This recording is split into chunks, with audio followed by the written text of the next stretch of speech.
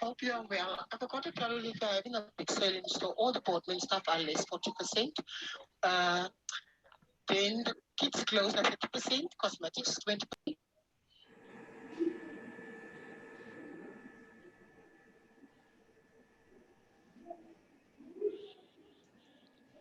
Okay, good afternoon, everyone. Thank you for joining this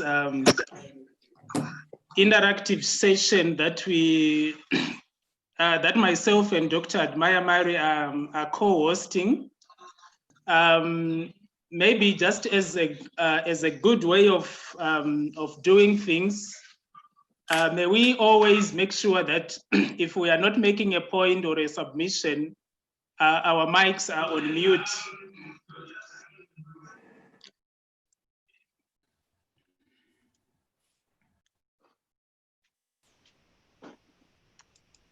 Oh, sorry, I was going live on YouTube, so my voice was projecting the other side, so I've muted my YouTube. So welcome to this interactive session. I think my Facebook has failed here, so I'm not bothering myself to do that. So welcome to this. Like I'm saying, my name is Elisha Woyo. I hold a doctorate and I teach at the University of Namibia at the Namibia Business School. And my co-host there at Mare is a holder of a doctorate degree. He is a senior lecturer at the Namibia University of Science and Technology. So in this, maybe if I can share my screen and give you some other things in our brief background. So this is who we are. Elisha Woyo is my name. I teach on the MBA program at the University of Namibia. I have experience in research methodology. I also teach project management course. I have taught previously at Polytechnic in Harare. I have also taught at the International University at the Harold Papkevitz School of Business at the Namibia University of Science and Technology. I have published in those journals that I have listed there, Journal of Marketing, Higher Education, Educational and Informational Technologies, Journal of Hospitality and Tourism Insights, Journal of Cultural and Heritage and Sustainable Development. I also review in these in these journals. My co-host, maybe he can come in there and give his background. We are both senior academics, but maybe it would be nice if he introduces himself to the audience. Dr. Mare. Thank you so much, Dr. Woyo. My name is Mare, a senior lecturer at the Namibia University of Science and Technology. I teach in the Department of Communication here. Before that, I was at the University of Johannesburg. I also did sessional work at the University of Witwatersrand. I've also done work and projects at Rhodes University. I also worked at the Great Zimbabwe University and Harare Polytechnic before I came to Namibia. I also serve on various editorial boards of journals, for example, Digital Journalism, African Journalism Studies, Communication, and also Communique. Over and above this, I also examine so many different PhDs and master's degrees for different universities in Africa and also in Europe. So essentially what we are going to be doing here, essentially it's part of what we do almost on a daily basis. So it's just experience that our own daily experience that we want to share with the rest of our people within Namibia and beyond. But also I think it's a way of capacitating, the future academics and also future, postgraduate students that would want to probably, do something in terms of PhD or even their master. So it's for us, it's a challenge, but also I think it's also a nice way of actually giving back to society. So I went over back to Dr. Woyo. Thank you, Dr. Mare, for that background you have given us and giving us some idea of what we are going to do here. So getting into today's business, this picture here is a very nice picture, and it's gonna usher us into what we want to talk about and so forth. So if one doesn't have an idea of how do you identify research gaps, you will be like in that first picture where you think your idea is so novel, nobody has ever thought about it, because you think you have found a gap. So in this particular session, we want to talk about how do we identify research gaps based on what we, based on our experiences and so forth. So the first picture there, if you can, I'm sure those of you who drive, you have an idea of how does that look like. And then the more you get closer to that parking bay, the more you see that red car inside there, you always get frustrated because you would have thought maybe I have found parking and all that. And it's the same idea that you find in research. If you just read one script or one article, you might think that there is so much theoretical gaps in research that you have found your own corner or your own parking. But life is not like that, and research is also not like that.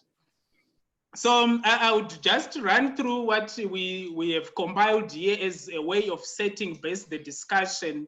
As a courtesy call, I have also seen Dr. Matsilele there. We welcome you on the platform all the way from South Africa. It's nice to have you in our midst. So when we talk about, so our idea today is we want to talk about a research gap, what it is, how do we identify it, how do we make use of it so that we can pursue innovative research. I know some of you are pursuing doctoral studies, some of you are pursuing master's studies and so forth. And the platform and the idea of a good research is one should be in a position to have identified a research gap. But if you don't know it, then you will not be in a position to identify it, and you will not be in a position to make use of that, and your research is not going to be innovative. Examiners will always ask you, so what? If you present your proposal, people will ask you, so what are you exactly going to answer and all that. So like the picture I have shown you previously, it's a picture of where you feel you have discovered a new and exciting research, only to find that it has already been written about by that car, the red car, that guy in the 80s, and you in 2020, you think you have found a gap. I'm sure many of you have experienced this in many years, in many instances, and so forth. And often graduate studies will come with the pressure to add new knowledge to the field. And for you to be able to do that, there is need for you to identify the gap so that you'll be able to contribute to progress and knowledge and humanity and all that. So you would find out that the identification of the research gap is very, very important in our research careers, in our lives, in our doctoral studies, in our master's studies, and all that. So one can ask, what is a research gap? The research gap is that missing puzzle, or it's those missing pieces in research literature or in the area you are doing that has not been sufficiently explored, that has not been sufficiently researched, that has not reached saturation in terms of research being conducted in that particular field or in that particular study. So that's a gap. It's something that remains to be done. It's something that remains to be learned in an area. It's a gap we have in knowledge in the field that we are pursuing our studies in. So every research that you're gonna see or every research that you're gonna do, it must address a gap. It must come into the picture and try to fill some piece of information that could be missing in scientific literature and the rest. So it is not novel research and is therefore not contributing to the overall goals of science if you have not identified a gap.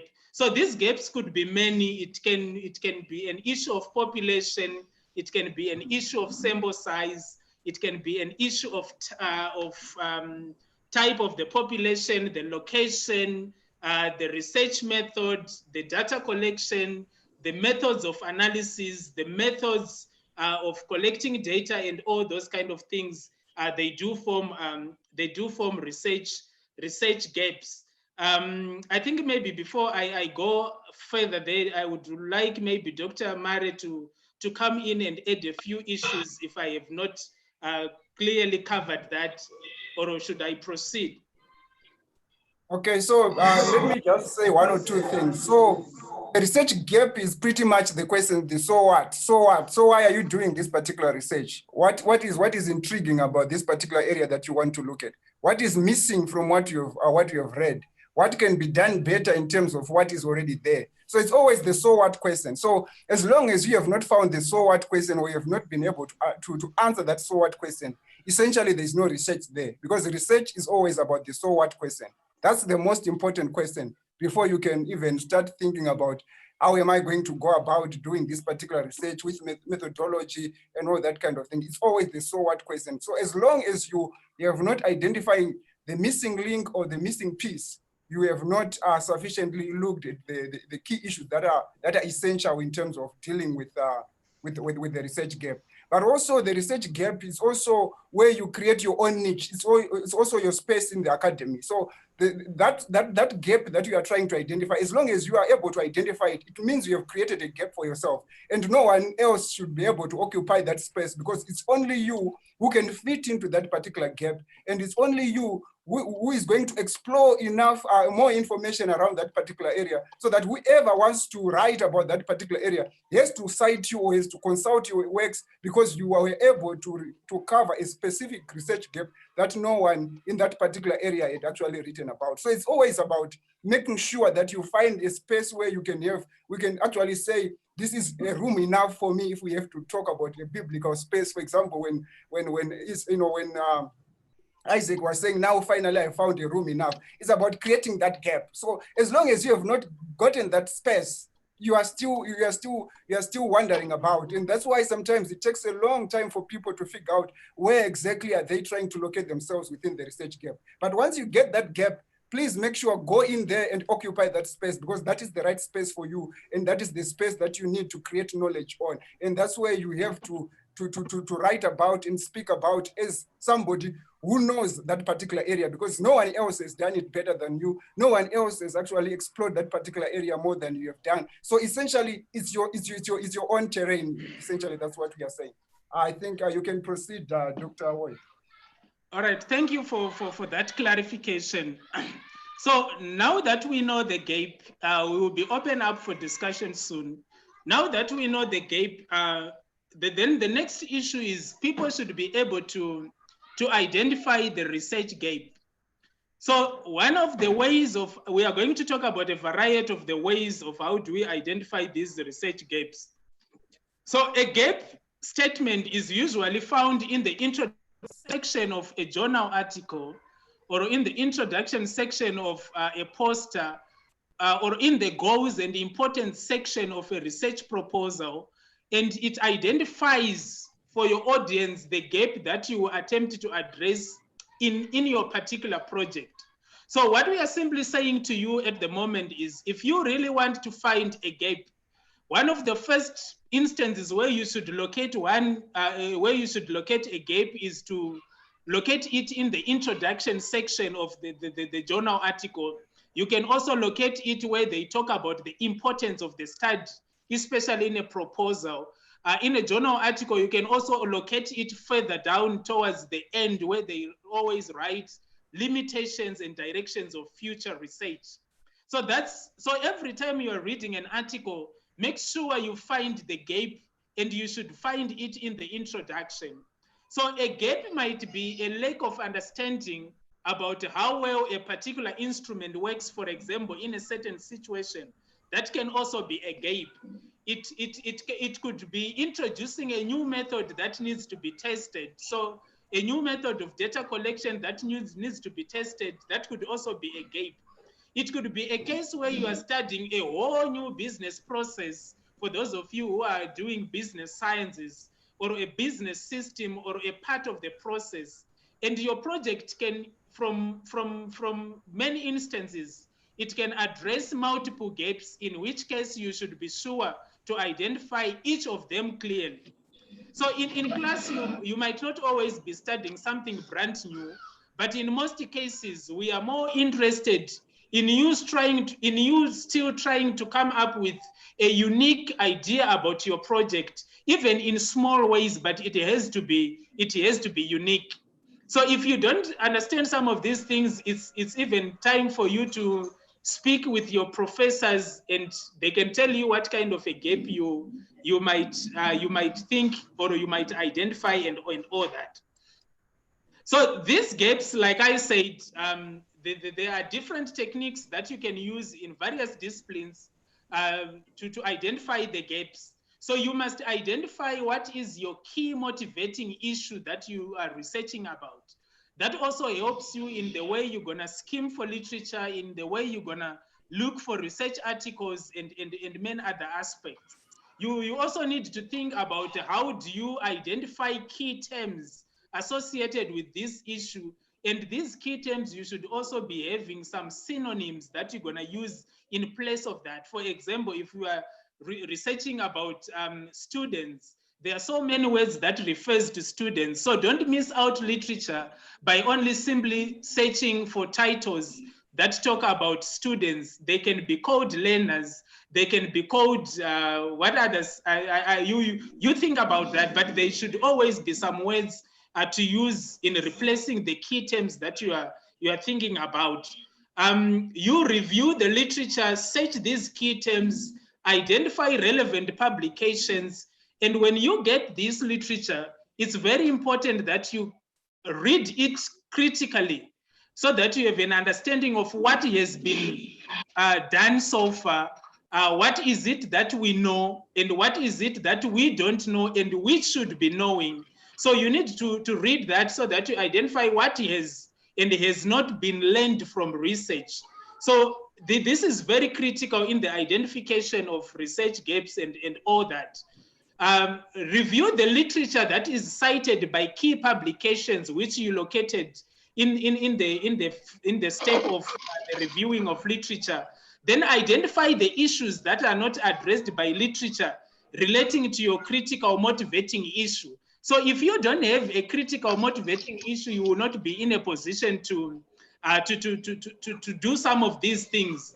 And like I said earlier on, the discussion and the future research directions of articles also gives you some ideas that points towards which research gaps are we looking at. So always when you read an article, before you read the whole of it, read the introduction to identify their gaps that they are trying to fill. Then skip all the sections and try to read the discussion and the future direction for you to identify the gaps that they have not filled, that they have suggested that researchers like you, they should be in a position to conduct those areas, or fill those focus areas, and all those kind of things. I would leave this time to Dr. Mare to talk about where to find research gaps, and also try to clarify a little issue, some more issues around this concept we are dealing with. Over to you, Dr. Mare. Okay. Thank you so much, Dr. Woyo. So essentially, as Dr. Woyo was rightfully pointing out, I think one of the main things that you need to look at is always the introduction. Especially if you're dealing with journals, you have to make sure that you look at the introduction section, the background section, to see how did that particular writer try to identify the research gap, and how did they go about trying to address that research gap. That's one way of doing it. But the other way of doing it, if you feel like you are not good at doing that, The other way is just to read as much literature review as possible around that particular area that you want to look at. But while you are reading that literature, always make sure you understand what is it that has been written about and what is it saying about your particular research interest or area that you're dealing with. And then once you do that, you must be able to find out, to say, what is it that the literature is saying and what is it that it is not saying? And if you are able to compare the two, what it is saying and what it is not saying, you must be able to come up with a space where you can say, at least in as much as some people have written about this, but there's something that is missing from this literature in terms of, allowing me to actually then explore further in terms of issues that I want to look at. Over and above that, you can also look at the methods. For example, if you feel like you don't want to really read a lot, but you just want to look at the methods and the methodology issues, and you want to bring in probably a novel data collection instrument or a research design which has not been used. For example, right now we know that it's very difficult for us to do traditional research, like probably doing interviews because of lockdown issues and social distancing issues. So obviously you need to come up with new ways of actually doing research, and data collection instruments. For example, visual ethnography could be one, or even doing WhatsApp focus group discussions, WhatsApp enabled interviews. These are all new things that are actually happening nowadays. So these are things that you can probably look at and say, how did this particular researcher use this particular method to actually look at this particular thing? So if you feel that probably a lot of research has been done, probably it's pretty much qualitative, and you want to shift the tide and focus pretty much more on quantitative, then you find your gap in terms of saying, I've read a lot of studies around this particular area, or probably it's business systems, or it's marketing, or it's sports science, whatever it is. You say that it's been written a lot, but everyone who has written about this particular area has tended to focus on quantitative studies. My research gap, therefore, is to make sure that I bring the qualitative aspect. And then you want to advance probably qualitative research methodology in that particular area. That's another way of actually identifying a gap. So it then allows you to say, I've read a lot of these things, but the methodology that has been used is too limiting, or probably it's one-sided, and therefore I want to bring the other side in terms of probably bringing more issues around people's views, perceptions, thick descriptions about certain things, and therefore that's why I'm pushing a qualitative research design is probably my preferred way of going about looking for this data set. So it depends on what you want to actually do. That is another way of looking at a research gap. But the other way again is of doing it actually to focus on what we call theory or conceptual frameworks, to say which conceptual frameworks have actually been used. For example, let's say people have, if they're talking about motivation, probably they've actually used a lot of Maslow's hierarchy of needs in terms of trying to understand, people's motivations and all that kind of thing. So probably that's the theoretical conception that has actually been used by so many people. So you probably then say, instead of actually using Maslow's hierarchy of needs or something, I have this other new way of looking at probably motivation. So I'm trying to bring a new theoretical or conceptual framework of understanding, and therefore that becomes again another research gap that you are creating for yourself, but via the route of actually looking at the theory itself. And the other issue of doing it again is to look at the research context, where as you are reading about all this literature review that you are reading, you must always bear in mind to say, where has this particular research been done? Has it been done in Namibia? Has it been done in South Africa? Has it been done in Kenya? Has it been done outside of Africa? If it has been done outside of Africa, it means probably there's a space for people to start looking at that same subject from an African perspective. For example, let's say nowadays people are talking about automation, business automation. How do we automate our workspaces? Homeworking, for example. For example, if you look at what has been written about mostly around homeworking, probably it's been written from people that are in the global north or something like that. So the issue would be to say, how do I make sure that I bring my own context to bear, so that you can bring something that is novel based on your own context where you are operating. So context, we are pretty much talking about the context, the location where actually the study is actually being conducted. So it's also very important to understand that if there is nothing that has been done in the Namibian context, you can actually close that gap by actually saying, I am interested in this particular area, because in terms of the research that has been done, most of it has been done in the global north, it has been done outside of Africa, and therefore there is need for people to understand how actually people are doing this particular thing within the Namibian context, or probably within the Southern African context, depending on the context in which you want to look at it.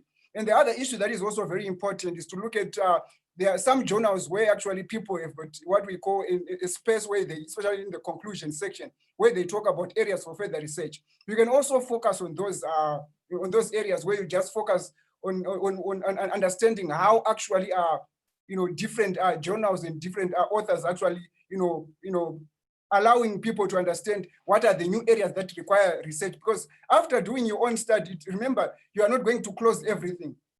You are not going to close all the gaps that are there in that particular area. Somehow there are certain gaps that are going to remain. For example, you can say, there are areas for further studies, because I've used a quantitative data set here, but there are areas for further study for those who are interested in doing qualitative studies to understand how people actually feel and perceive these things in their own context. Or you can actually say, I've done a lot of, I've done my study, but it has been pretty much around qualitative, and therefore there's space for somebody who wants to come in and do chi-square analysis, or somebody who wants to do a factor analysis using, quantitative research methods. It depends on which methods you want to bring to bear. But essentially, these are areas that I've just talked about: the literature review section, the methods and the methodology, theory and conceptual framework, research context, and areas for research, for further research. Actually gives you a space where you can also identify, gaps if you cannot find it in the introduction of your journal or in the background section of the journal. You can always find it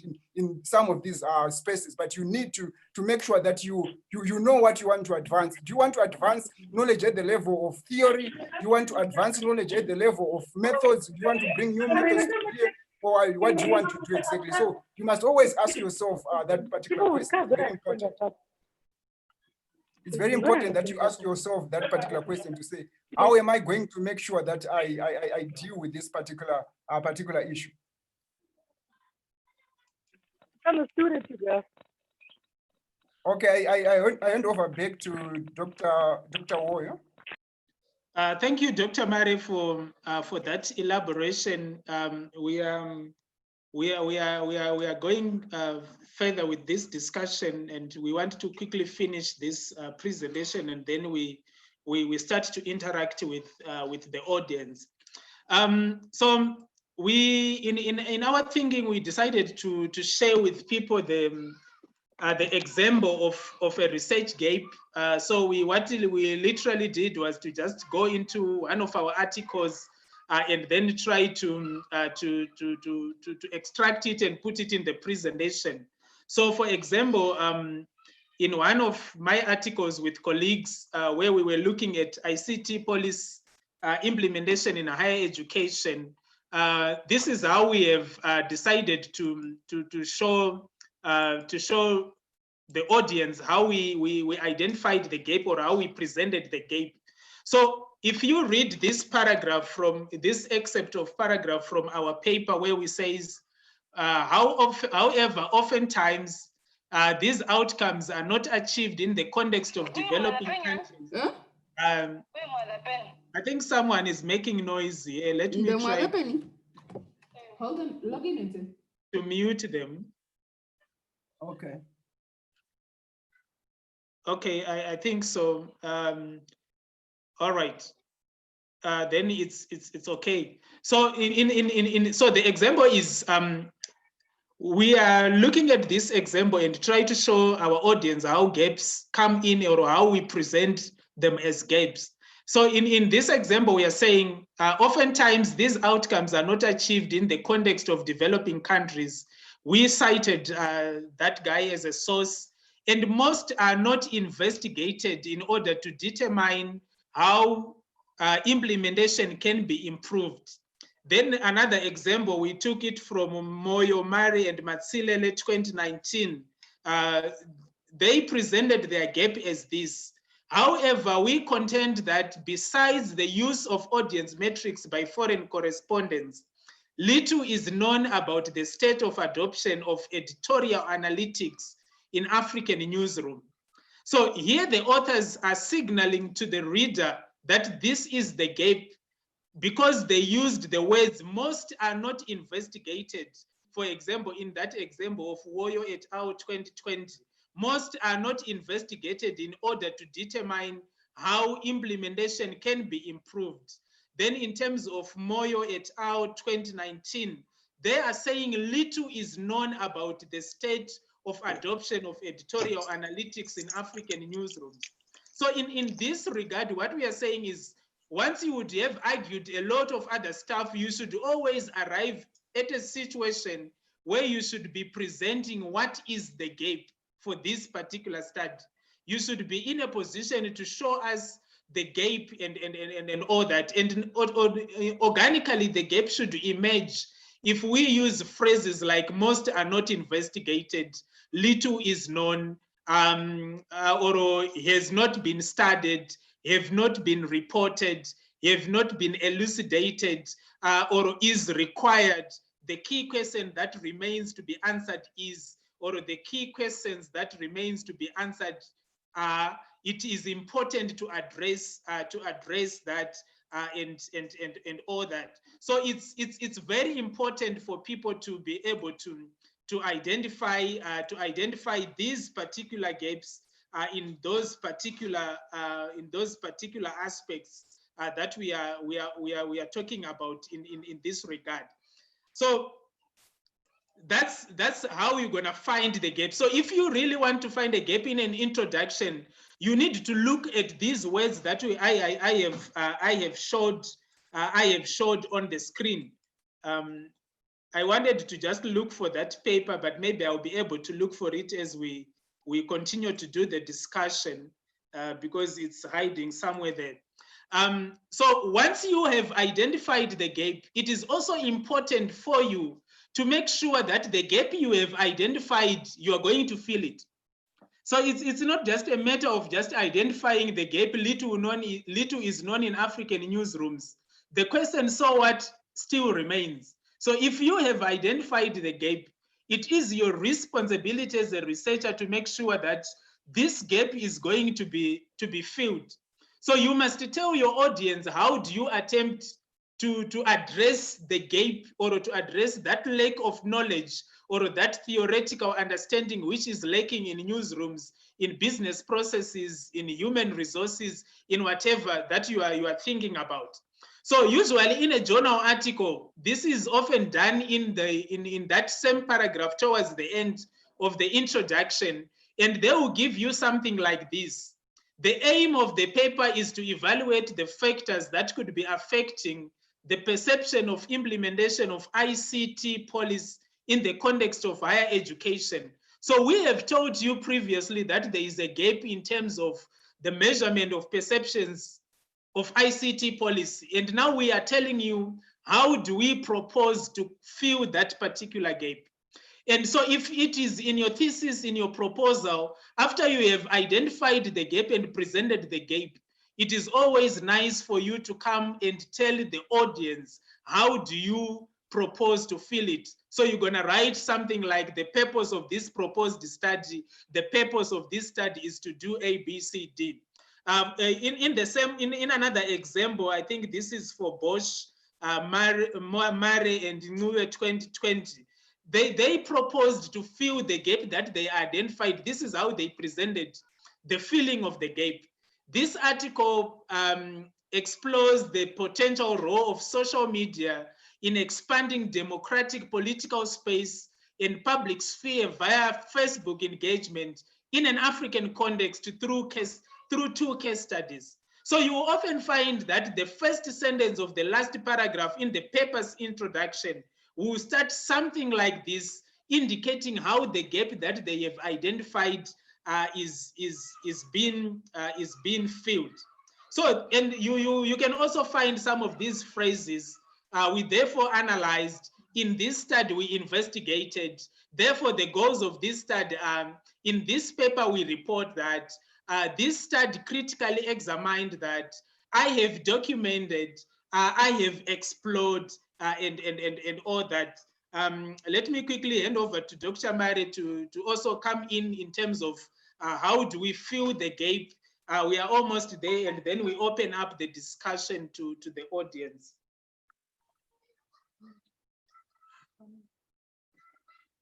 Oh, Dr. Mare is on mute.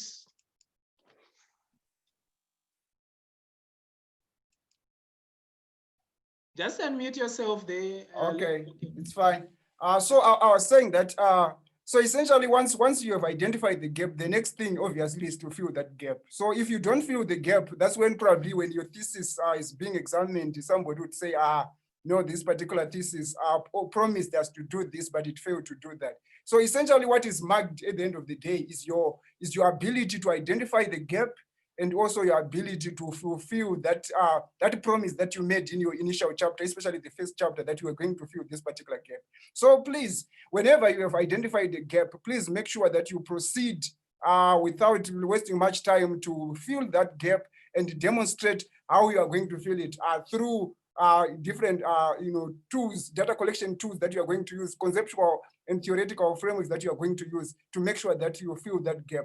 But also what is also important is that when you are filling the gap, that's when you are also, as I was saying when we started this whole thing, is to say, that's when you demonstrate that this is now your area, because when you are writing about that gap, it's now you as an authority in that particular area.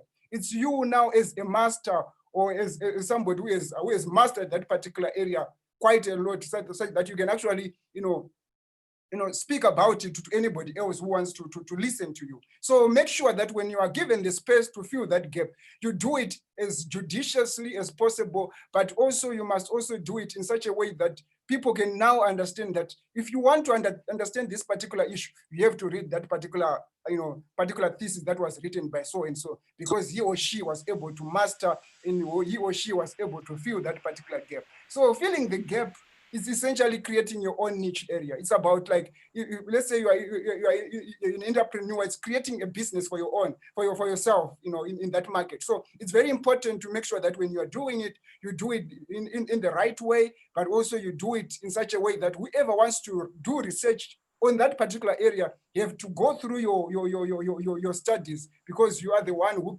was able to close that gap, who was able to identify the gap, but also close it so that other people can build on you. So that's why up to now, sometimes we still talk about people like Maslow, for example. We still talk about people like Drucker, for example, because they were able to find a gap in literature, and they were able to close that gap. And that's why whenever you are writing certain things, some of your lecturers would say, you must cite so and so, you must cite so and so, because those people were able to close a certain gap, and that's why they became authorities. So the only way you can become an authority in any field is by closing gaps, but also creating new spaces for future research, so that people can build on what you have written. I think we can proceed, Dr. Woyo.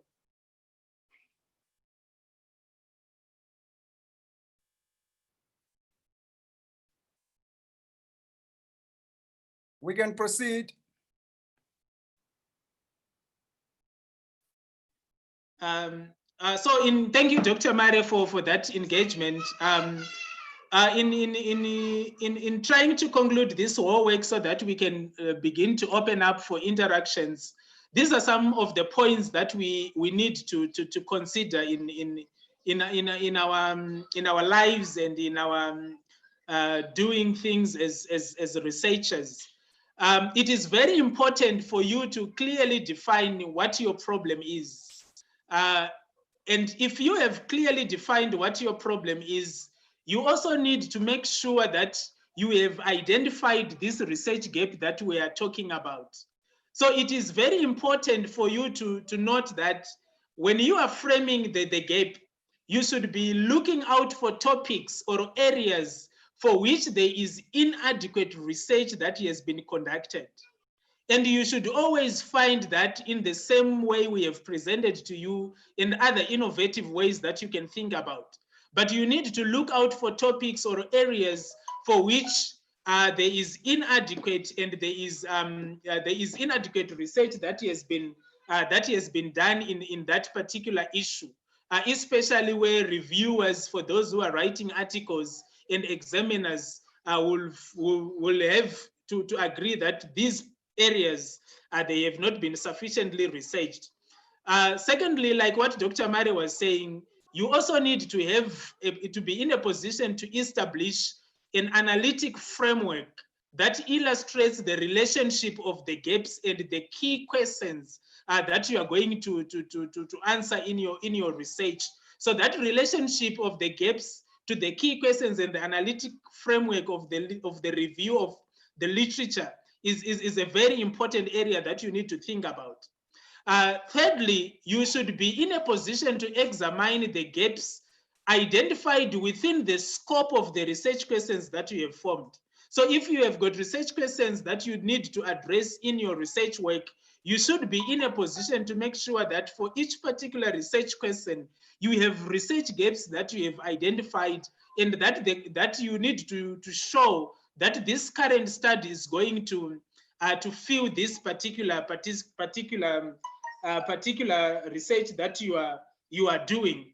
And when you have identified the research gaps, you need to prioritize them. So you prioritize the gaps that you have identified based on the objectives. So there are so many gaps out there, and you cannot address all of them. You only need to address gaps that are peculiar to the objectives of your study, gaps that are critical to the answering of the research questions. So you need to prioritize that. And I should tell you that writing in academic circles is a very deliberate manner. We don't write everything, we don't write nothing as well, but we write things that are prioritized and that speaks to the objectives that we are talking about. So you prioritize the research gaps based on your identified objectives, based on the relevance of the issue at hand and the scope of the study that you are carrying out, as well as the availability of the data that you would have. So you also need to think about, if you have identified the gap, think also about how this gap can be contributed or can be filled in the context of whether the data you need to fill this particular gap is available. Otherwise, it will be a very difficult circumstance for you. So I think that maybe if Dr. Mare has got a concluding statement, he can come in and pitch up. Then we start to interact with our audience. I think for the next 40 minutes, then the session will be over.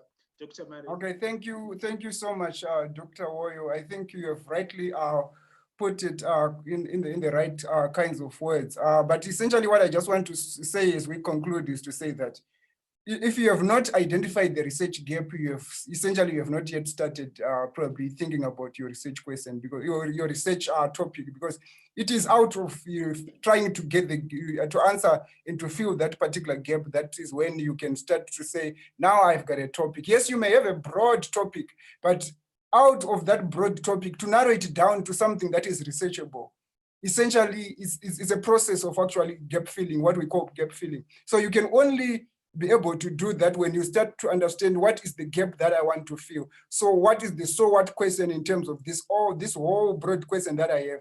Well, how am I going to go about doing that? How should I make sure that I have the right kind of, and in fact, once you are able to fill the gap, you are also going to find it very easy for you to do literature review, because I know people usually struggle to say what is necessary, what is irrelevant, what is relevant, what is irrelevant. Because usually why people go through that process of wondering is because they have not done a gap analysis properly. But if you've done a gap analysis properly, you will find that it becomes very easy to do your literature review, because your literature review it always flows from the gap filling process. What is it that you are trying to fill? What is the gap that you are trying to fill? And what is it that has been written about whatever you are trying to fill? So that essentially is very important for you to be able to then narrow down to say, this is going to be my literature review, this is going to be my methods. It's all informed by doing a thorough gap analysis in terms of your research, your research topic.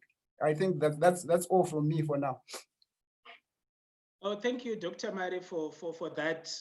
To just show the audience what we were doing. Why is your article always hiding? Okay, let me see.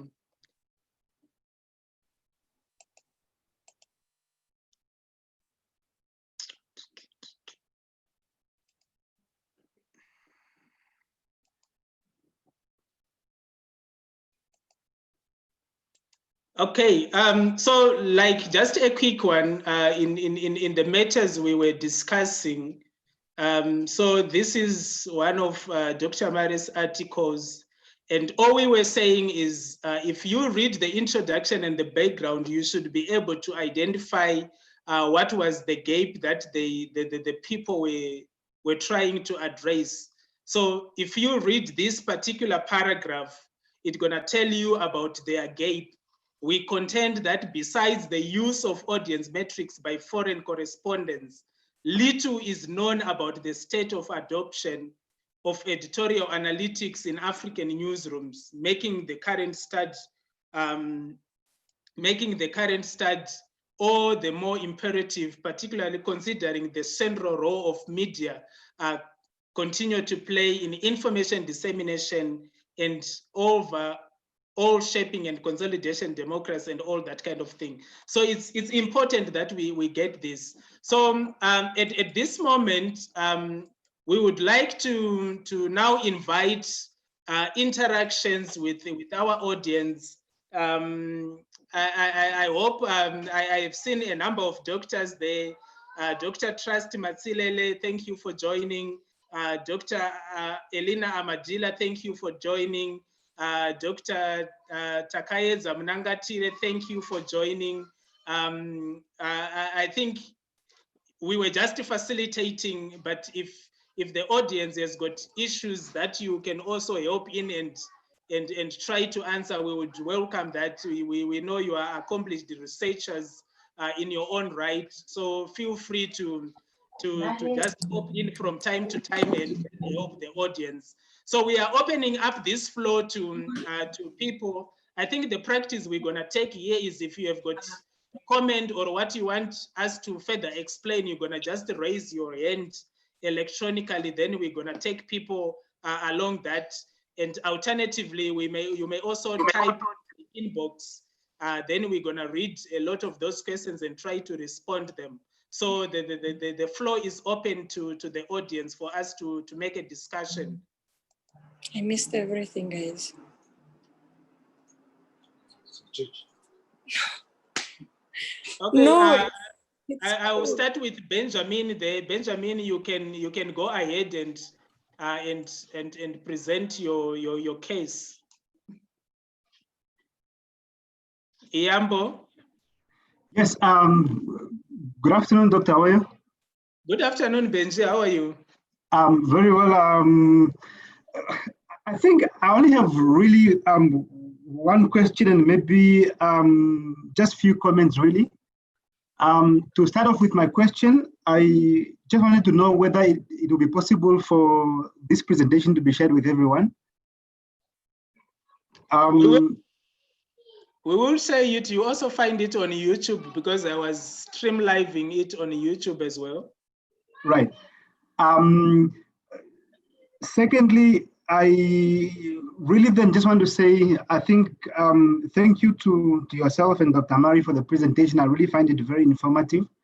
I have been personally struggling with the research topic, and I think if there are two things that I have picked from these presentations, number one, I think that research should be able to really provide new knowledge. I think towards the end there, Dr. Woyo, you spoke about you can have a real good research paper, but the question is, does it really contribute to, does it address any gap in research?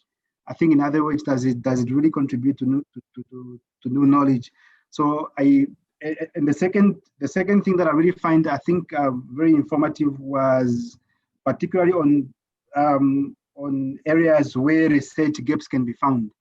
And I mean, just listening to, as you were doing your presentation, I think it really requires one to read, because by reading it is through reading where one can actually find gaps in existing literature. So I find those two areas very, very useful for, very, very informative. So I wanted to thank you for this session. I hope it is something that will be an ongoing, platform for those of us who are interested in taking up this research thing, moving forward. Thank you, Benji, for your compliments. We are happy to have helped some few colleagues to find their fit as they find their fit in research. Thank you for that. Yeah, so like we were saying, research is not research if it doesn't contribute to any new knowledge and so forth. And research, usually those of you who are into publications and so forth, your article will never be accepted for publication if it doesn't advance new thinking, if it doesn't advance new knowledge and all that.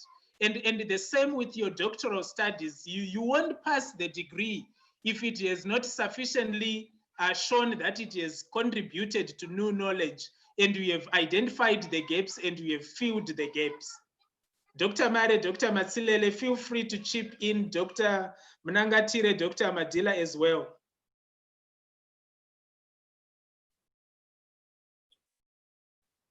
Yes, certainly. I think you, as you have rightly pointed out, Dr. Woyo, I think the most important thing is about filling the gap. So as any person goes about trying to think through what exactly they want to study, what topic they have to tackle, how are they going to tackle about it?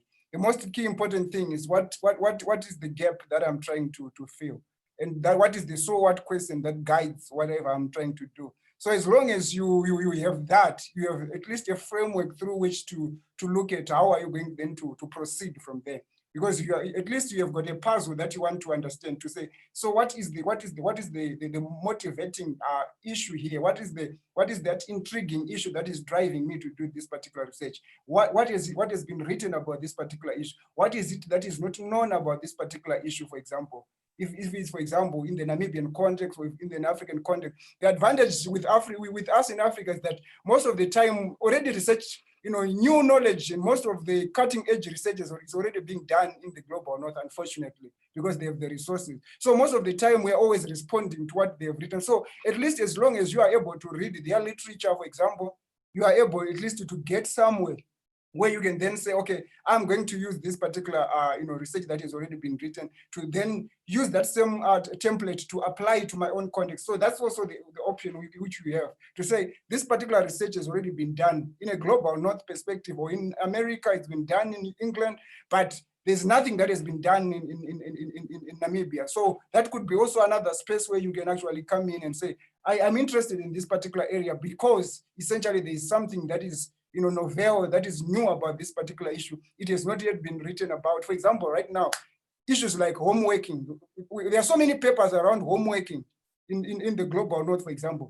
But if you look at the studies that have been done in Africa, I think most studies that we are going to see are mostly the studies that are connected to COVID-19, because it was something that we didn't really take seriously. But already now it gives us a space to interrogate and say, what exactly are the issues in terms of human resources? What are the implications of homeworking? Does it lead to more productivity? Does it lead to less productivity? How do we motivate people to work from their own homes and all that kind of thing? So all these new areas are going to emerge. And I think it's newness also, I think in a new context also presents research opportunities like COVID-19 has done. It presents a research gap for people to enter into that because there's nothing that is known. This disease is very new. So people will certainly would say, I would want to get into that space because it's new, it's a new area. But if you are dealing with things that have already been written, that's when you need to read a lot of stuff so that you can be able to identify your own gap. But otherwise, if you are dealing with new stuff, it's always important for you to just take it up and see what works. Okay, I'll take, thank you for that, Dr. Mare. I will take Olivia, your hand is up. Olivia. Okay, thank you. Good afternoon, and thank you for the session. I think my question is around whether I could use areas of 2 research gaps as a basis for my research, meaning I could say that one reason why I'm doing the research is maybe to the previous example that it has not been done in Namibia, and another one that maybe it has always been done using qualitative methods and not quantitative, etc. Can I use both or more than one, or should I always just pick one? Anyone to tackle that? I think I've been dominating as the host. Let me allow others to tackle that. Can one use so many gaps, or can use a single gap when you are presenting or when you are writing your academic work?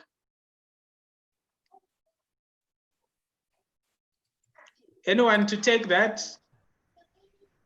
Okay, let me try and deal with that. Essentially, it's very advisable to use at least one or two. I don't think if you use many, you end up confusing yourself. It's always very important to identify at least one space where you want to enter. Otherwise, if you want to have multiple entry points, you end up having a problem in terms of the methodology, the conceptual framework that you're going to use to understand that. So it's always very important to say, what is it that is driving you? Are you being driven by lack of knowledge in terms of literature? Are you being driven by the fact that there is probably little that is known in terms of methodological approaches that are there that are dealing with that particular? So always find at least one or two entry points to it so that you minimize the chances of you being confused along the way, because if you have so many things that you have at your disposal, it becomes very difficult to streamline it. So it's always very important to identify that one important thing to say, if you are just interested in literature, then stick to literature and say, my study basically is interested in actually adding more literature in this particular area, because the literature that is there, it's only coming from South Africa, or it's coming from Zambia. So it's very important to make sure that you identify at least one, so that you can then be able, because remember, as we said, you are not going to be able to fill all the gaps. Well, what we can only do is just a partial filling of the gap, and then somebody will come and open up another gap within our existing work, and again they will build on that. So that's why academy, you will not be able to fill all the gaps that are there. What you can only do is to do your part and proceed with that. Thank you, Dr. Mare, for that. So you would find out that especially methodological gaps are very important, because one of the things is, like, if you really want to bring in new insights about stuff probably that you have probably reached the saturation, because you don't really bring in new insights through quantitative methodologies. But if you're going to identify your methodological gap and say most of the studies, let's say on travel motivation to politically unstable countries, has been done from a quantitative perspective. So if you want to bring in new insights, so the gap that you would find there is for you to argue that your study is going to pursue maybe qualitative that leads into quantitative, for you to be in a position to identify new insights. So like what Dr. Mare was saying, it's always nice. If you are at master's level, I think don't make your gaps too many. Just get a single gap that you're gonna run with for the master's degree. If you are at PhD, maybe 2 or 3 or just 2 gaps that are strong enough that when the examiners or whoever is reviewing your work read them, they're gonna understand that you are making a strong point. So if you make, because there are so many gaps, like there is evidence gap, there is population gap, there is methodological gap, there is practical knowledge gap, there are theoretical gaps. So if you present all of them in your write-up, you might not finish your study. That's one of the things, because it's going to take you a lot of time to make sure that each gap has been sufficiently been responded to, and you have sufficiently collected the data that is required for that particular gap. So make that balance and make sure that it is also realistic, and you make it achievable in your space as you try to do that particular research. I don't know if there is anyone with another submission on that, or we take new comments. Of course, I don't see any hands here. Continue to raise your hands if you have got issues around research gaps, identification, and all that.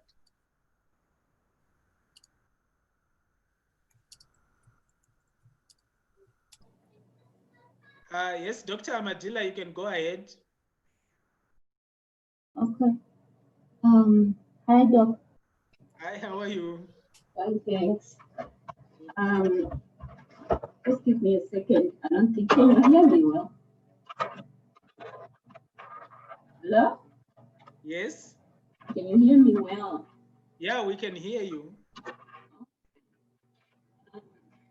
We can hear you. Okay. Trying to connect myself.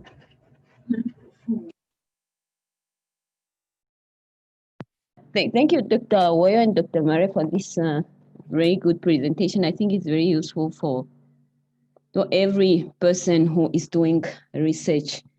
I just wanted to also add on the point you raised earlier, both of you, Dr. Mare and Dr. Woyo, about this research gap. I think one thing that should also be noted is that when you identify saying that this is now your gap, this is where you want to take to contribute further to what is existing. Also be careful of, we now know so much about, yes, it says we need to identify gaps, but when you identify a gap, also don't just go there and say, okay, this study has not looked at, but that study is, for example, from 1990, and then you are like, yeah, I've identified a paper. Students also need to look at more recent work. You can't just pick one paper and you say, have you identified a gap? Where is that paper from? Maybe there has been one that has been done recently. So you need to read as much as you can to be able to really be sure that, yeah, this is more recent. This was 2019, maybe.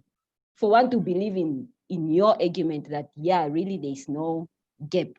So you need to read as much as you can, and don't just also rely on, what I've noticed is that many students also just look at newspapers and then pick one or two lines and then that's it.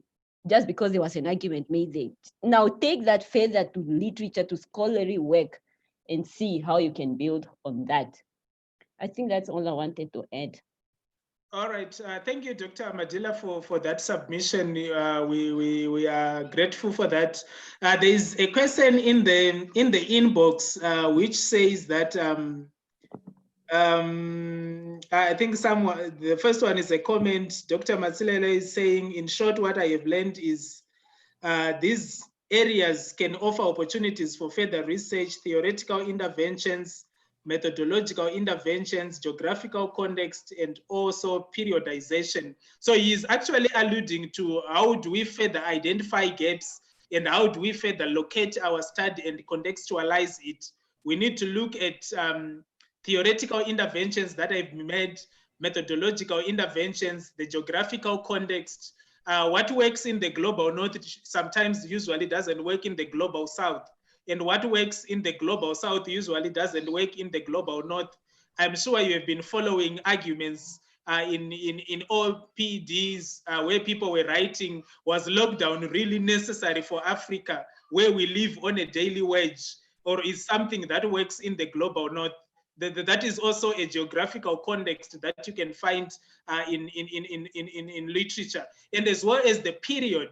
So you might find out that people usually do a lot of bibliometric studies, focusing on a certain period and comparing it with another period and all that. Then the next question from Vivian is, when will I know which methodology am I going to follow?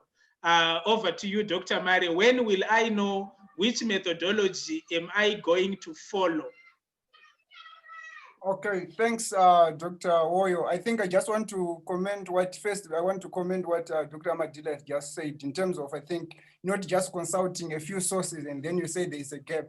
It's way complicated than that. I think you need to look at literature that was done a long time ago, current literature, because sometimes you may think that there's a gap because you have consulted sources that were done 5 years ago and think that is a gap, yet already that gap has already been filled. If you look at what is probably done a few months ago or probably yesterday, an article that was published yesterday. So periodization and also making sure that newness and also recent and dated sources are the ones that you also have to consult. I think it's very important to make sure that you consult all sources that you can possibly be able to do, so that you can be able to move on with that. And then the question on when should you know which methodology you want to use. I think methodology usually, again, it comes as a result of then once you start having the gap, the next thing that you need to do is to say, once I have the gap, what are the research questions or what are the objectives that I want to achieve here? So your objectives and your research questions somehow are the ones that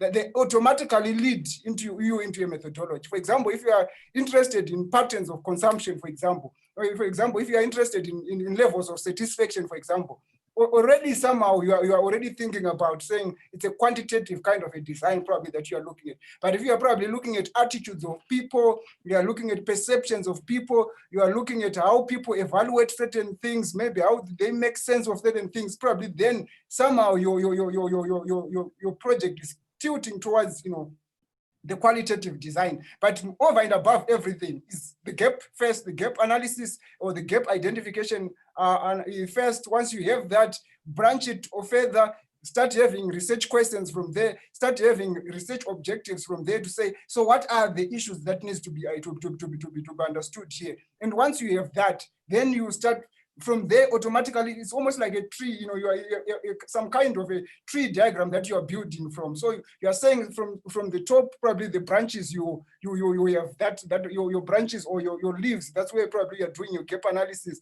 As you go down to the trunk, probably that's when you are branching off and starting to have a specific methodology. And before you know it, you have the roots. The roots is obviously that's when you are building something that is more solid and something that cannot be shaken. But essentially, it's about making sure that you know what is it that you are trying to find out first, and then get from there, subdivide those things or whatever that research gap that you found into researchable objectives or researchable questions to say, what is it exactly do I want to find from this, and how am I going to find it? And that's when you then have a methodology. From your methodology, that's when you can systematically say which methods fit what particular methodology or research design that you have chosen. Thank you, Dr. Mare, for that. A comment from Godwin says, I have found review papers to be particularly helpful in identifying gaps in a particular discipline. Yeah, it's quite very true. So when we are reading, we are not just reading only empirical papers. You also need to read even conceptual and review articles, and even these research notes that you normally find in research journals. You always be able to identify one or two ideas around that and so forth. Then Vivian is asking, what should be in chapter 1 if you have completed a research proposal? Then Dr. Matsilele says, Vivian, it surely depends with the type of research you are doing, and also traditions naturally inform methodology. If you are investigating perceptions, for example, you might want a large sample size. If you want more nuanced views in a particular field, you might consider qualitative. So your sample is only for people with much knowledge on traditions. UK, British traditions are usually qualitative. North America are usually quantitative. And also maybe to just add to Vivian's question on choice of methodology, you might also need, because it's also a gap that you should identify. And one of the things that you also need to see is if you are really going to make some methodological contribution to literature, especially for the PhD, I think your PhD should contribute to new methodology. You also need to review what is the dominant kind of methodology that is being used in your area. So usually if your dominant methodology is quantitative, then you must also be shifting towards a qualitative methodology so that you make a different contribution compared to what quantitative researchers would have made. If it's more skewed towards qualitative, then I would gladly suggest that you make your research quantitative, because that is also one way of finding out which kind of methodology can I use. Go into literature, find what is the dominant one. And you need to do it over a span of, over a period of time, let's say 10, 20 years, what has been the dominating method of research, what has been the dominating research methodology. Then you decide on that. And it also helps you to inform your objectives and your research questions and all that kind of thing. So it's very important for you to think about that. In terms of chapter 1, I have graduated a lot of master's degree, and I don't want that chapter to be written anywhere near except towards the end of your study. I don't know whether other supervisors here have got a different view. Chapter 1 is the last chapter for you to write. You write it after you have done your literature review, collected your data, analyzed it, and presented it, then you come back there. And it also differs from university to university in terms of the issues that you put in there. But a general kind of idea is in your chapter 1, you're gonna put your introduction, your background, your problem statement, your objectives, research questions, significance of the study, delimitations, study limitations in some universities, and the outline of the study. In some other universities, they would want you to put some methodological sections in the first chapter. So it's not universal. It's kind of different from university to university.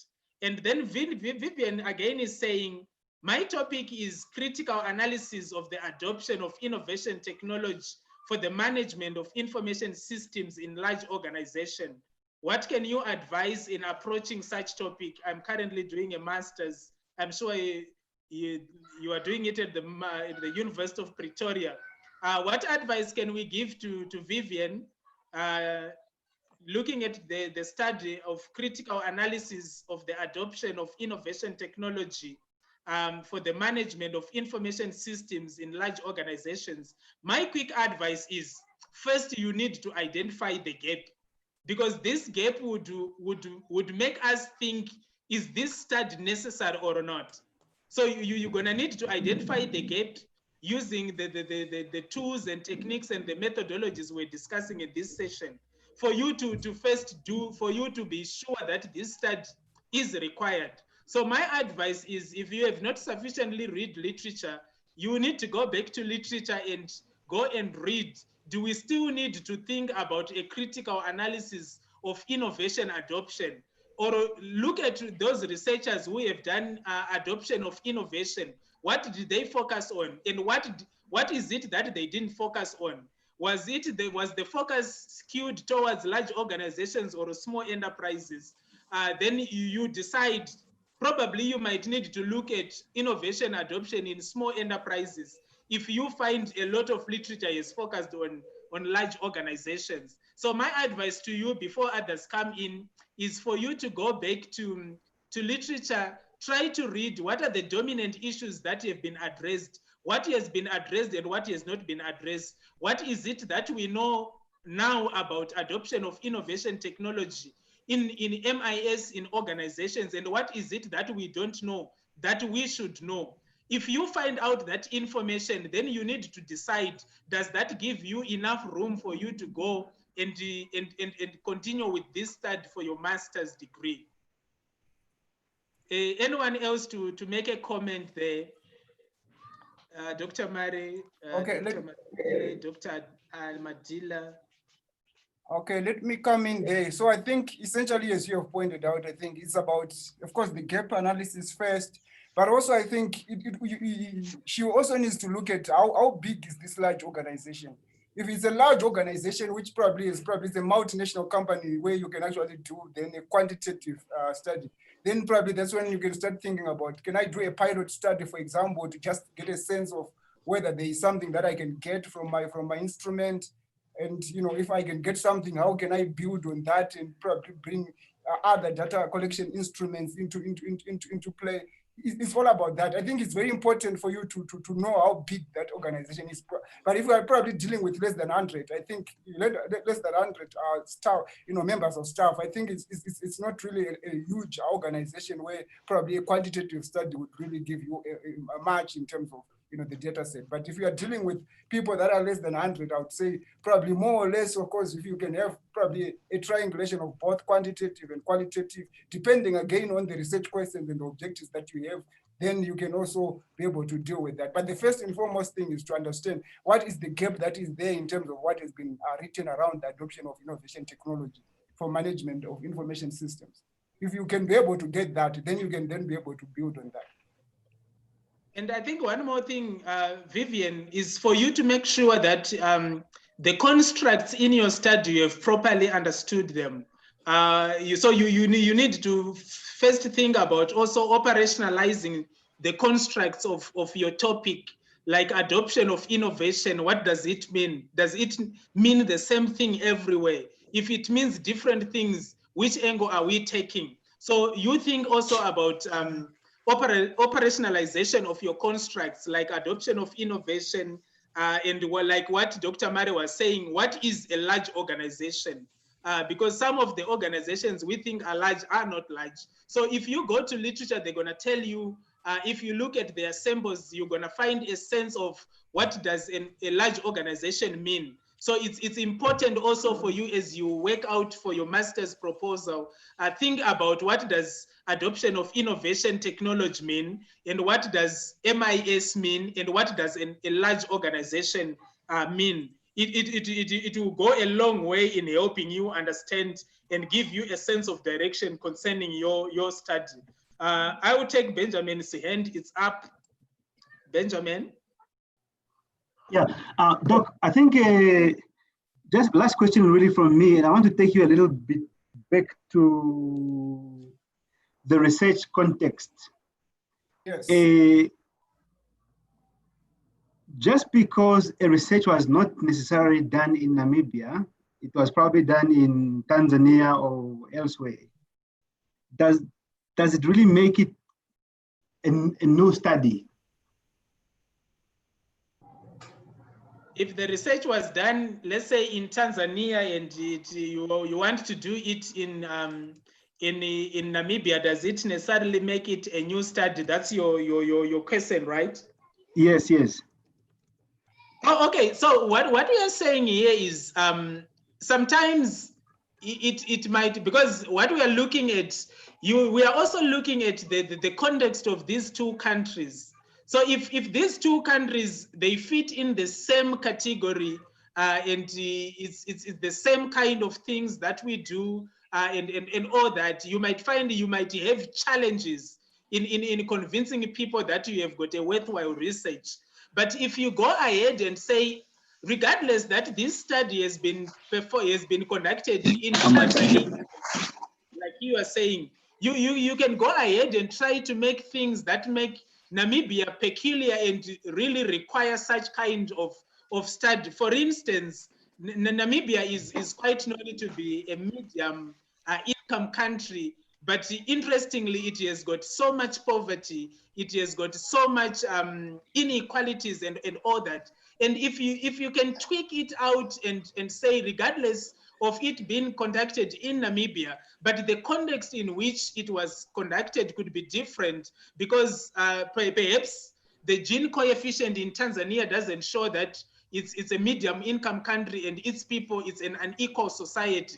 That's gonna give you a leeway. So it also depends on how you have tweaked the gap you have presented and how you have argued it further.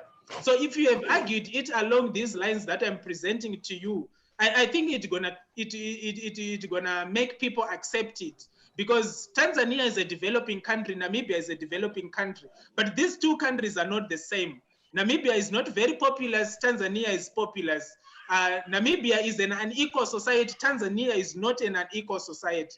So if you argue it along those lines, it is going to help you pitch up your problem and it can become acceptable. So it's the way in which we write these things that makes the gap acceptable and makes sense to the people who are reading that. I don't know if I have helped you. Dr. Admire, you can come in.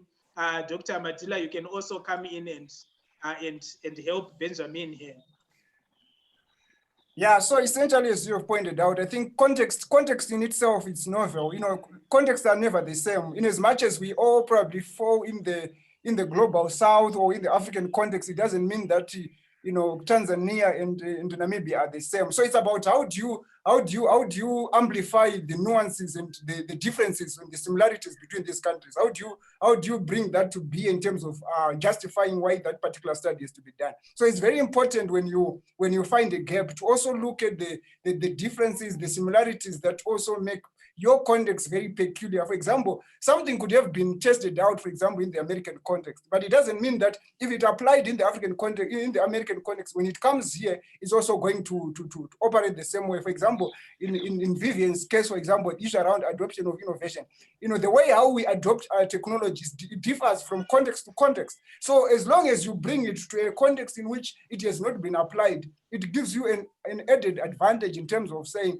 you in as much as the area has been tackled, but it has been tackled in a context that is very different and also peculiar to you. So in that regard, it therefore gives you space for you to make a case to say, actually, this study that I'm doing can actually lead us to maybe even more interesting findings, because context ultimately is always important in terms of defining the research, the research data. So in as much as, for example, right now, in as much as all countries are all under lockdown measures or under social distancing, but the way how we are responding to these things they are different. There are differences there in the way how we are responding to these lockdowns. Some are trying to resist them. Some are being arrested while he's trying to resist them. There are all kinds of things that are happening. So it tells you that context is very important in terms of doing research. So as long as you can be able to demonstrate that your context is peculiar, and therefore that's why probably doing whatever you are trying to do, it gives you a space to argue. But all research is all about justification at the end of the day. How do you justify whatever area that you are trying to push? How are you justifying it? What are the issues that you are putting to be in terms of saying we need to justify A, B, C, D, and why should we do it, in a certain way? So it's very important to justify things in research. Yeah, thank you for that. So you see, context matters. And I think I have got another example that one of my students wanted to pursue was, you see, in East Africa, for example, and even in Zimbabwe, for example, things like mobile money have actually succeeded in these economies. But some few business people like eBank, if you remember, they wanted to introduce mobile banking in Namibia, but suddenly it failed. So what it means is, if research has been done in other countries, you can still do it. But what matters is the level at which you have justified that this is a gap that requires, and that this Namibia, in as much as it fits in the developing country context, it is not Tanzania, it is not South Africa, and all that. Dr. Trust Matsilele, your hand is up. We give you the time. Yeah, thank you. I couldn't agree more with yourself, Dr. Woyo and Dr. Mare, about the issue of context. Because you can look for any two countries that you think are similar, but you will find something that is dissimilar about those two countries. Any two, I would challenge, it should be Benjamin who asked the question, to come up with two countries that he thinks are similar, and would easily identify things that are not necessarily similar about those countries. So you have to locate the issue of context and also look at those distinguishing factors in the two countries that you probably will be interested in. That's the first thing I wanted to say. The second thing is, even if you assume that the countries are very similar, the previous and probably the one that you want to study, maybe you are going to your studies look using a different methodology or a different theory, which becomes that unique aspect from your own study that in comparison to a study that would have been researched by someone else. So don't just focus on the title or the phraseology of the research question that you are looking at, but think about this other person, when he conducted the research, maybe was using, if it is media, maybe was using public sphere. But maybe you are not using public sphere, maybe you are using social responsibility or another theory that is totally different to the one that someone else would have researched a particular study using. So think along those lines. What is, you are probably trying to develop your own study that is some unique aspects similar to someone else's study. I'll give you an example. My master supervisor, he studied the political role of Black journalists on City Press from 94 to 2004 in that's South Africa.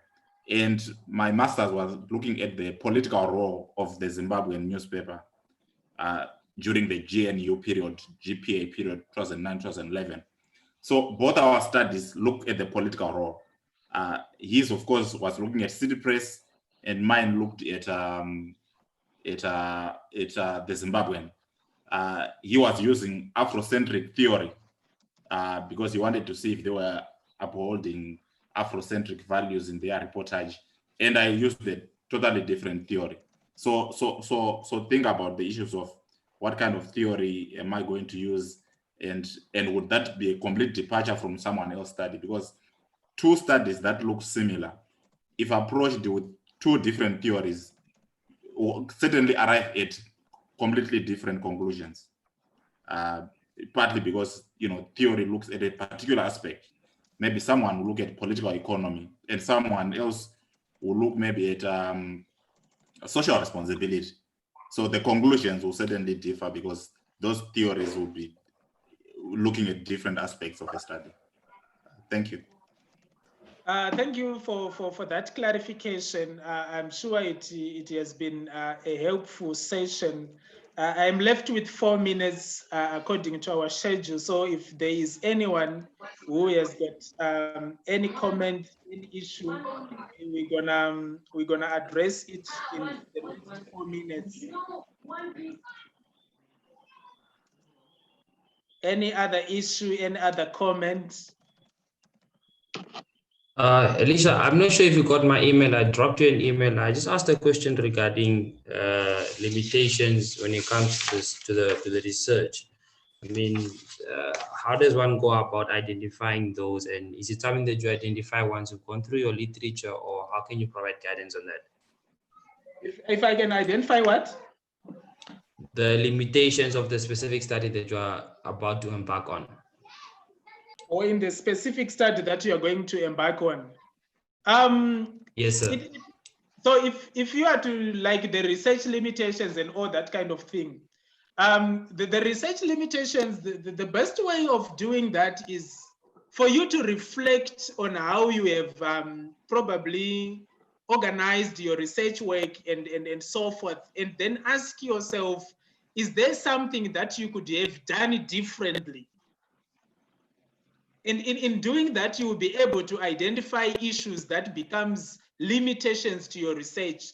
And that's the reason why you find at the University of Namibia, we don't take issues of you saying you have got limited time as a research limitation.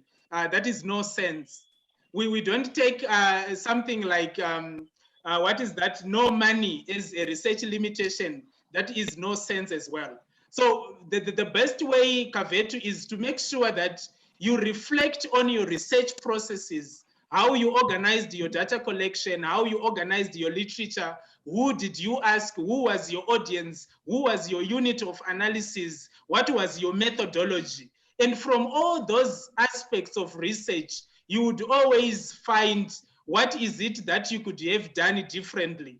If you have done a qualitative methodology, then you think about, was it the best for you to arrive at these conclusions? Then if it was not the best, then you would now easily come with a limitation to say generalizability is not possible because my sample size was small. So when you want to identify limitations, the best is to look at how did you collect how did you collect your data? How did you, who was your respondents?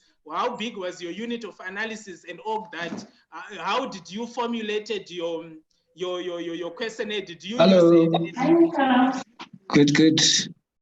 did you use an existing scale or something else? So if you used an existing scale to come up with a measurement scale for your data collection process, then you need to think about what kind of limitations could come out there. So in my view and in my experience, the best way to identify limitations of the study is to reflect how you have conducted your research process. You should always find issues that are not, that could have been improved or that you think other researchers could have improved. I would leave this maybe to others to just come in and pop. We have just 1 more minute before we close the session. Dr. Mare, how do you normally identify research limitations? Or how do you normally want your students to pitch research limitations? I think research limitations should not be just confined to the cost of doing research or things like that, to say I didn't have money, but rather to say what are the major things that obviously influenced your data set. To say, for example, if I was supposed to interview maybe 1,000 people, probably I ended up having to interview 500,000 because of maybe lockdown issues. Obviously, that could be limitation. Now, if you're talking about COVID-19 as a limitation, if you're talking about lockdown measures actually impacting on your capability to actually do research over and above where you wanted to do it, then that could be a limitation.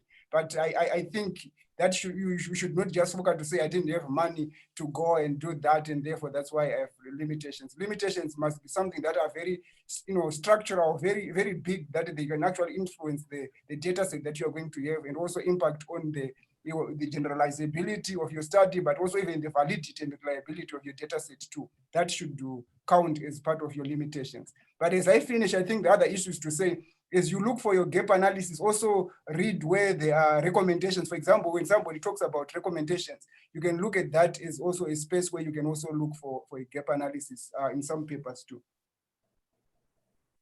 Okay, thank you for that. I think we have gone past our scheduled time that we wanted to do for today. We started at 1600 hours, now it's 1731 hours. I would like to thank you all for coming. I hope you have learned one or two things that you might find useful in your research journey. I think we will organize maybe another one. I will liaise with my colleagues and see if we can organize another one, maybe perhaps on research problems or statement of the problems. I know many students, they struggle with that. So if we organize that, we're gonna share information like we did on this session, and then you will always be required to register. And the reason why we want people to register is we always want people who are serious, so that we don't waste our time with people who don't care about research and all that. I don't know whether Dr. Mare, if you have got anything that you would want to say before we log out of this session. Thank you, Dr. Matsilele, for joining. Thank you, Dr. Amadila, for joining. Thank you, Godwin, for joining, and every other member who joined. Okay, as we finish, I think the most important thing to say is that going forward, I think we are also open to suggestions from the floor in terms of what do they think they want us to. If they want us to look at what should come in chapter 1, what should come in chapter 2, they can just let us know ahead of schedule so that we can prepare accordingly. But going forward, I think the next part of course certainly is a statement of the problem, coming up with objectives, coming up with research questions, and then from there we want to tackle the issue of methodology. So this is just one in a series of many other interactions that we intend to have with those who are interested in this particular journey of research. All right, so thank you everybody for joining. We wish you well, stay safe. Those of you who are still staying at home, please stay at home. Those of you who are essential services, please go and work. Until we meet again, we are free to go. Thank you, Dom. Thank you. You are welcome.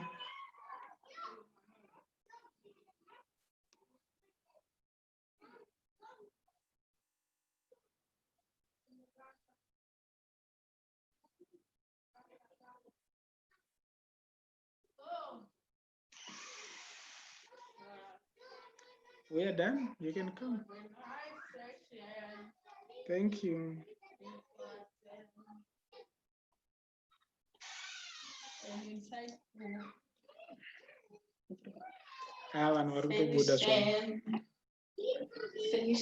Section. We've learned a lot.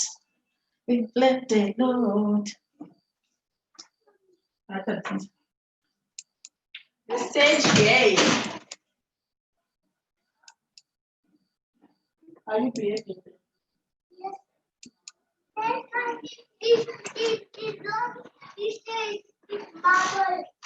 Okay.